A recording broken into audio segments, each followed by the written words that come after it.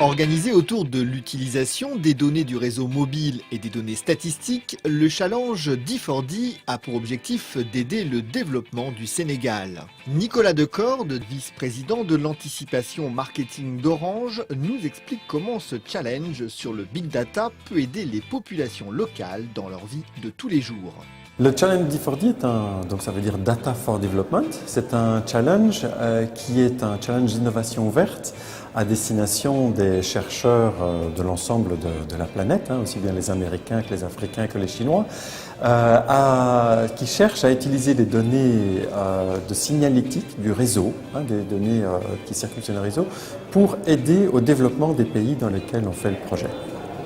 La compétition est lancée autour de 5 thématiques: santé, agriculture, transport, énergie et production de statistiques nationales. Chercheurs, scientifiques, universitaires, start-up étaient au rendez-vous. Conscient des enjeux du développement sur le continent liés au TIC, ainsi qu'aux business models qui peuvent en découler, le Sénégal, à travers Sonatel, a été choisi pour abriter cette deuxième édition de ce concours de sommité scientifique pour la recherche de solutions TIC innovantes aux problématiques de développement qui se posent au Sénégal, en s'appuyant sur les données, donc les big data dont on parlait en introduction, de l'opérateur Sonatel. Il consiste donc à mettre à la disposition de la communauté scientifique et des développeurs informatiques qui se sont déjà, comme vous avez vu tout à l'heure dans la présentation de Nicolas, fortement mobilisés à travers le Sénégal, l'Afrique et le monde entier.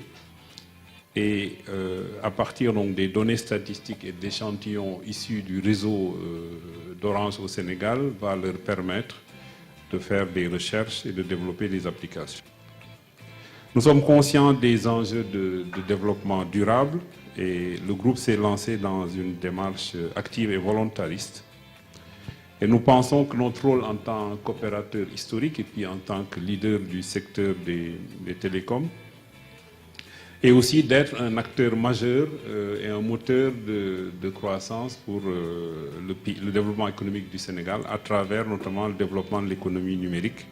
Un souhait, dès le début, d'impliquer les acteurs locaux, aussi bien au niveau des institutions, les ministères, les gens qui ont des données, qui ont dans leur mission d'aider au développement, de décider, d'apporter des modifications dans les politiques publiques, pour voir comment on peut aider en apportant quelque chose de nouveau qui puisse contribuer. Et également, bien penser à l'après-challenge. Préparer, anticiper, et c'est une des raisons pour lesquelles on vous remercie tous d'être ici, c'est de se dire, mais ça c'est de la recherche, comment va-t-on passer à la partie développement, à la partie implémentation? Et donc très tôt d'impliquer des entrepreneurs, des chercheurs, pour que ce passage se fasse plus facilement de l'un à l'autre. Donc vous allez retrouver la fameuse matrice d'antennes, dont j'ai touché un mot.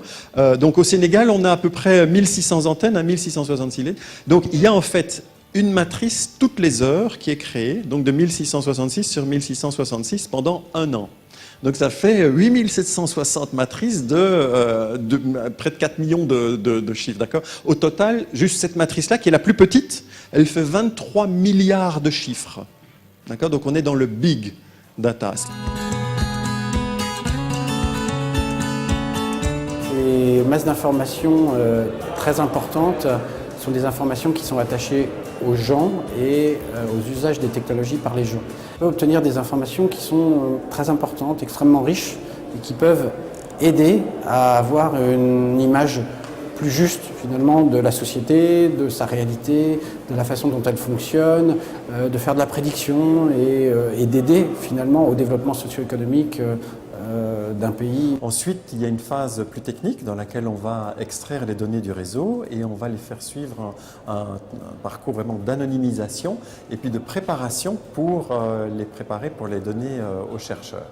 Et donc, on va préparer les données pour en faire des données très très robustes d'un point de vue anonymisation, mais qui soient quand même encore intéressantes pour la recherche. On lance le challenge avec un website qui dit voilà, un pays dans lequel on va vous donner des données et on a une série de thématiques sur laquelle on vous propose de faire de la recherche. Les chercheurs de n'importe où sur la planète, pourvu qu'ils appartiennent à une institution de renom, nous soumettent une idée de projet.